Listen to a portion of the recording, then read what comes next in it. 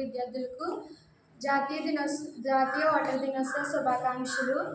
ఈ యొక్క జాతీయ ఓటర్ దినోత్సవాన్ని ఎందుకు జరుపుకుంటామంటే ఇది మన యొక్క హక్కు. కేవలం ప్రతి ఒక్కరూ దీన్ని వినియోగించుకోవాలి. 2010వ సంవత్సరంలో కెప్టెన్ చంద్ అనే వ్యక్తి ఈ ఓటర్ యొక్క దినోత్సవాన్ని జరపాలని ఆయనకు ఒక ప్రత్యేకమైన ఆలోచన రావడం జరిగింది. అప్పుడు ఆయన ఒక ఉద్దేశంతో దీన్ని ఎలాగైనా అందరి ముందుకి తీసుకురావాలని నిర్ణయించుకున్నారు. అప్పుడు 2011వ సంవత్సరంలో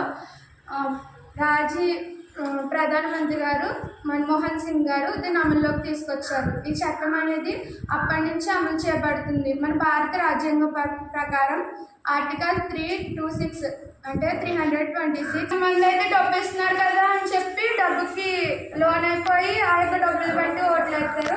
మతం, కులం, జాతి, వర్గం, భాష ఇలాంటివి ఏది అయినా సరే ఓటు వేసే వాళ్ళు చూసుకోకూడదు. నాయకుల